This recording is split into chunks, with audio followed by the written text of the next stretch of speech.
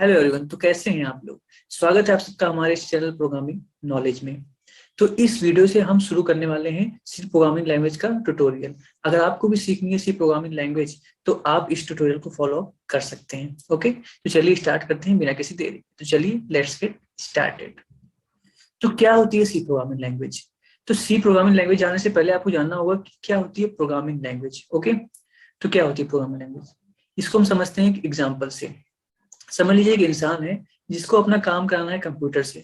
तो अपना काम कंप्यूटर से कैसे कराएगा? कंप्यूटर से कहेगा नहीं कंप्यूटर जी मेरा ये काम कर दीजिए, तो कंप्यूटर जी कर देंगे? नहीं करेंगे, क्योंकि कंप्यूटर जी समझ नहीं पाएंगे कि क्या बोल रहे हैं भाई साहब। ठीक, तो कैसे समझेंगे कंप्यूटर अपना काम करा पाएंगे? तो इसके लिए हमें कंप्यूटर की भाषा में बोलना पड़ेगा। तो कंप्यूटर की भाषा क्या होती है? कंप्यूटर की भाषा होती है बाइनरी लैंग्वेज। ठीक, बाइनरी एक भाषा होती है जो कंप्यूटर समझता है, जो कि होती है सिर्फ 0 और 1 के फॉर्म में। ओके, 0 0 1 1, समझ गए आप?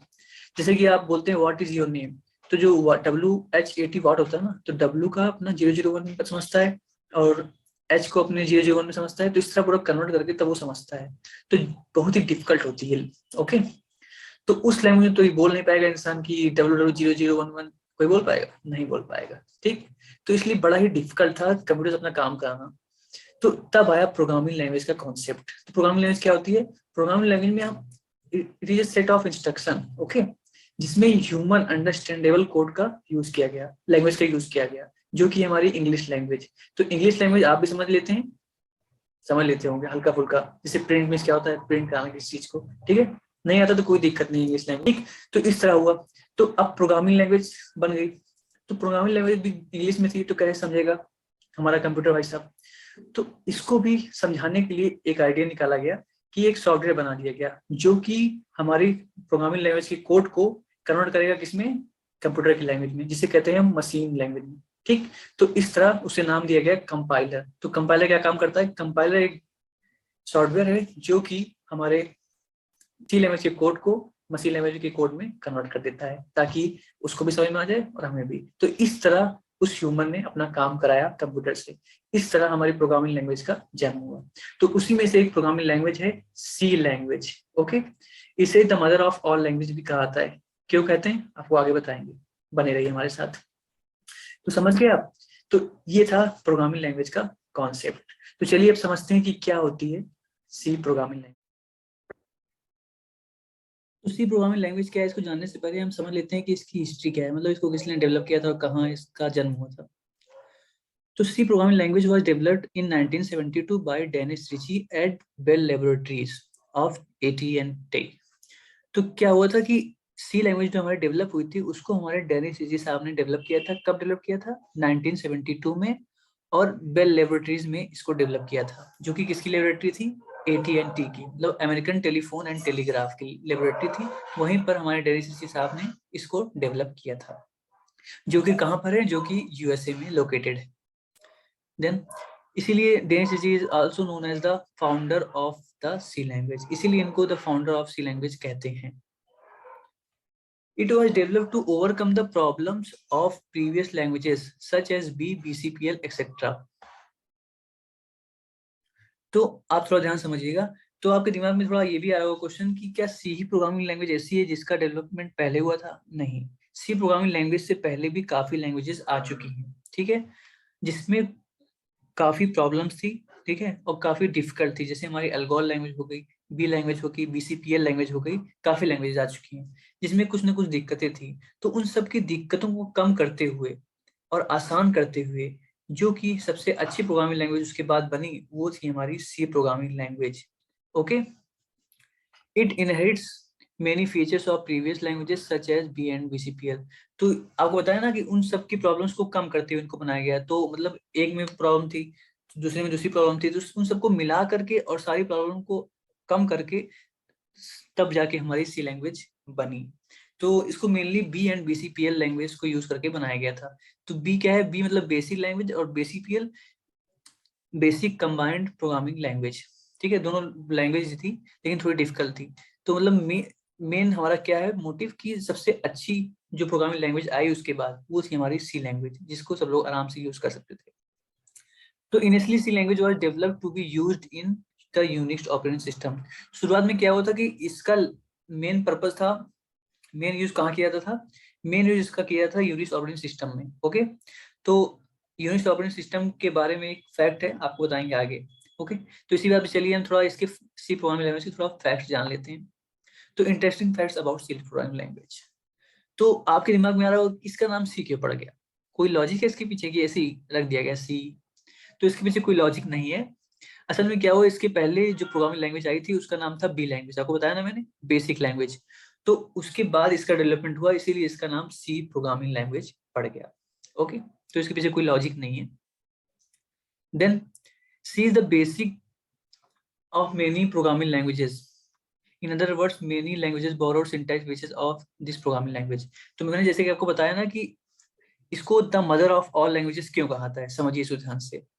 तो जो सी प्रोग्रामिंग लैंग्वेज का सिंटैक्स है, सिंटैक्स क्या होता है पता है, अच्छी बात है, नहीं तो हम आपको बताते हैं, भी आगे समझ जाएंगे।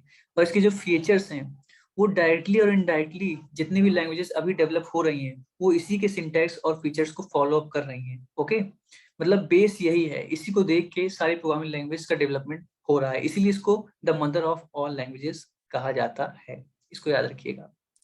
Then Unix has Unix was one of the first operating system kernel implemented in a language other than assembly language, and that was C. तो समझिए ध्यान से, तो यूनिक्स एक ही ऐसा फर्स्ट ऑपरेटिंग सिस्टम है जिसका इम्प्लीमेंटेशन पहले हमारी असेंबली लैंग्वेज में किया गया था, मतलब असेंबली लैंग्वेज का कोड लिखा गया था। देन आफ्टर जब सी लैंग्वेज का जन्म हो गया उसके बाद इसका कोड फिर से लिखा गया सी लैंग्वेज में। तो हमारी यूनिक्स ऑपरेटिंग सिस्टम ही ऐसा ऑपरेटिंग सिस्टम है जिसका कोड दो बार लिखा गया, एक बार असेंबली लैंग्वेज में, एक बार सी लैंग्वेज में। ओके, तो C is the only language, programming language that exist such as long period and still it is widely used. मतलब सी ही एक ऐसी लैंग्वेज है जो कि बहुत ही लॉन्ग पीरियड से यूज की जा रही है और अभी तक इसका यूज कम नहीं हुआ है, इसका यूज बढ़ ही रहा है। समझ रहे हैं आप कितनी इंपॉर्टेंट है ये। एंड लास्ट फैक्ट क्या है, हाउ टू लर्न सी, कैसे आप लर्न करें सी लैंग्वेज। तो सिंपल सा आंसर है, हमारे ट्यूटोरियल को फॉलो अप करिए और केयरफुली जो जो समझाया जा रहा है उसे समझिए, कोई दिक्कत नहीं होगी, गारंटीड है कि आप सी प्रोग्रामिंग लैंग्वेज सीख जाएंगे। ओके, तो चलिए अब मूव करते हैं आखिरकार क्या होती है सी प्रोग्रामिंग लैंग्वेज। तो चलिए, व्हाट इज सी लैंग्वेज। तो C language is a general purpose procedural programming language. एक एक वर्ड को हम आपको मीनिंग बताएंगे, ध्यान से समझिएगा। अगर ना आए समझ में तो हमें कमेंट करिएगा, तो हम आपको फिर से प्रोवाइड कर देंगे उसकी डेफिनेशंस। तो जनरल पर्पस मींस क्या होता है, मतलब जैसे कि हमारा प्लस माइनस डिवाइड मल्टीप्लिकेशन ये सब हम सी प्रोग्रामिंग लैंग्वेज के जरिए कर सकते हैं। एंड प्रोसीजरल प्रोग्रामिंग लैंग्वेज, ये एक प्रोसीजरल प्रोग्रामिंग लैंग्वेज है। प्रोसीजर मतलब जो इसका एग्जीक्यूशन होता है, मतलब जो इसका प्रोग्राम रन करता है वो टॉप टू बॉटम रन करता है, मतलब ऐसे नहीं कहीं से भी शुरू हो गया एग्जीक्यूशन, नहीं, वो टॉप टू बॉटम होता है, line by line. Okay, and structural programming language, ये एक स्ट्रक्चरल प्रोग्रामिंग लैंग्वेज है, मतलब ये फंक्शन को सपोर्ट करती है। फंक्शंस क्या होते हैं ये हम आपको आगे बताएंगे, अभी अगर बताते हैं तो आपको थोड़ा समझ में नहीं आएगा, ठीक है, तो इसकी आप दिक्कत मत लीजिएगा। अभी बस आप ये समझ लीजिए कि क्या क्या इसके मतलब क्या होती है सी लैंग्वेज, और इसमें जो जो आपको नहीं आ रहा है वो सब आपके आगे डाउट्स क्लियर होते रहेंगे, नहीं होंगे तो हम आपको जरूर करेंगे clear. And it is case sensitive, ये केस सेंसिटिव लैंग्वेज है। केस सेंसिटिव मींस क्या होता है, केस सेंसिटिव मींस होता है जैसे कि आप कुछ लिख रहे हैं, जैसे आपने लिखा प्रिंट, प्रिंट मींस क्या होता है, छापना, ठीक। अगर आपने स्मॉल में प्रिंट लिखा है तो छापना समझेंगे हम, लेकिन अगर आपने कैपिटल में वही चीज कर दिया तो उसका मतलब कुछ और हो जाएगा, समझ रहे हैं आप। मतलब इसमें कैपिटल लेटर और स्मॉल लेटर्स का महत्व होता है, ये नहीं कि आप बस स्पेलिंग सही करके, नहीं, स्पेलिंग के साथ साथ आपको चेक करना पड़ेगा कि आपने कैपिटल में लिखा है कि स्मॉल में लिखा है। अगर स्मॉल में लिखा है उसका अलग मीनिंग रहेगा, कैपिटल में लिखा है आपने तो उसका अलग मीनिंग रहेगा। ओके, तो इसको आप कह सकते हैं ये केस सेंसिटिव लैंग्वेज है, इसलिए आपको इसका कोड ध्यान से लिखना पड़ेगा। And it includes header files, header files का इंक्लूड इसमें हम कर सकते हैं। हेडर फाइल्स क्या होती हैं, हेडर फाइल्स वो फाइल्स होती हैं जिसमें डेनिस जी साहब ने बहुत से बने बनाए फंक्शंस, ठीक है, मतलब फंक्शंस क्या होते हैं, सेट ऑफ इंस्ट्रक्शंस होते हैं, ठीक है, उसको बना करके रख दिया हमारे हेडर फाइल्स में, जिसका यूज करके हम अपने कोड को इफिशिएंटली लिख सकते हैं, ठीक है। और आगे भी समझेंगे आप, बस ये आप समझ लीजिए कि पॉइंट्स क्या है धीरे धीरे, और इसका जो कॉन्सेप्ट फुल है आपका आगे क्लियर होता रहेगा, डोंट वरी अगर आपको नहीं समझ में आ रहा है तो, अगर समझ में आ रहा है तो और अच्छी बात है। एंड इट सपोर्ट्स पॉइंटर्स, तो सी लैंग्वेज में पॉइंटर्स का सपोर्ट हमें देखने को मिलता है। पॉइंटर्स क्या होते हैं, पॉइंटर्स हमारे ऐसे वेरिएबल्स होते हैं जो कि अदर वेरिएबल्स के एड्रेस को स्टोर करते हैं। ओके, एंड ये पॉइंट देखिए, बड़ी इंपॉर्टेंट पॉइंट है ये, C language is a platform dependent language. ये प्लेटफॉर्म डिपेंडेंट होता है और एक होता है प्लेटफॉर्म इंडिपेंडेंट। दो कॉन्सेप्ट सामने आते हैं और ये बहुत जगह यूज होते हैं। आपने कहीं भी कहीं पर अगर पढ़ रहे होंगे तो नाम सुना होगा इसका। तो आपका हम कॉन्सेप्ट क्लियर करते हैं, ध्यान से समझिएगा इस। तो प्लेटफॉर्म डिपेंडेंट मींस क्या होता है, नीचे ये लिखा भी हुआ है, platform dependent means that's run only one operating system in one series of computer. तो प्लेटफॉर्म डिपेंडेंट मींस ये होता है कि जैसे आप यूज कर रहे हैं विंडोज ऑपरेटिंग सिस्टम, ओके, या फिर मैक कर रहे हैं या फिर यूनिक्स कर रहे हैं, ठीक। तो आपने प्रोग्राम बनाया विंडोज में, ठीक है, आपका प्रोग्राम रन करेगा। अगर आप वही प्रोग्राम जाते हैं किसी और ऑपरेटिंग सिस्टम जैसे मैक और यूनिक्स ऑपरेटिंग सिस्टम में रन कराते हैं तो उसमें रन नहीं करेगा, ठीक। तो ये प्लेटफॉर्म डिपेंडेंट है, मतलब विंडोज पे डिपेंडेंट है या फिर मैक पे डिपेंडेंट है, जिसमें बनाएंगे उस पर डिपेंड हो जाएगा, कहीं और रन नहीं होगा।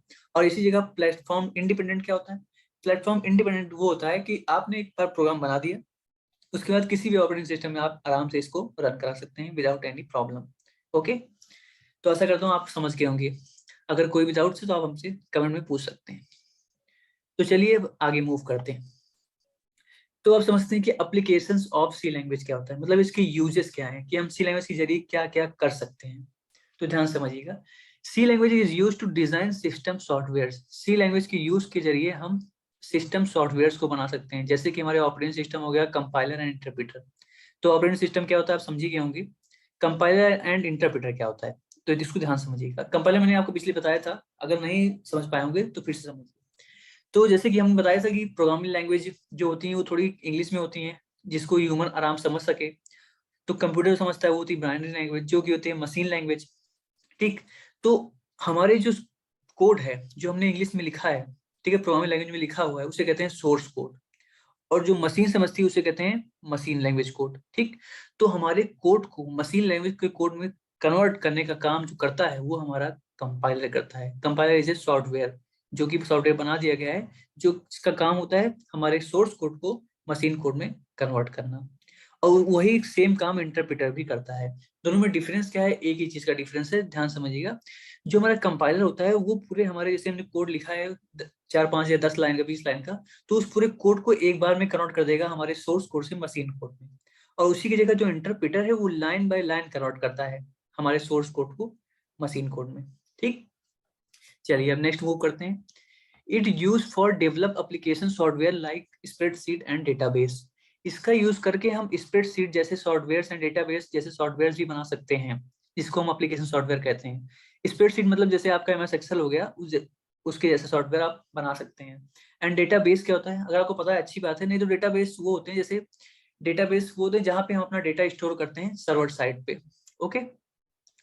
It also use for graphical application like games, ठीक। ये ग्राफिकल एप्लीकेशंस भी इसके जरिए हम बना सकते हैं, जैसे हमारा गेम हो गया, okay. C language is use to design GUI applications, ठीक। इसके जरिए हम जीयूआई एप्लीकेशंस भी बना सकते हैं। तो जीयूआई क्या होता है, अगर पता है अच्छी बात है, नहीं तो बताते हैं आपको। तो दो तरह के एप्लीकेशंस होते हैं, एक होता है जीयूआई, एक होता है सीएलआई, ठीक। Graphical user interface, command line interface. तो जो कमांड लाइन इंटरफेस होता है ना, उसमें आपको कमांड देनी पड़ती है। अगर आपको कंप्यूटर से कुछ कराना है तो आपको लिख के करना, कमांड देनी पड़ेगी कि हम कोई इस फाइल सेव करें तो सेव के लिए अलग कमांड, इसके लिए अलग कमांड, ठीक।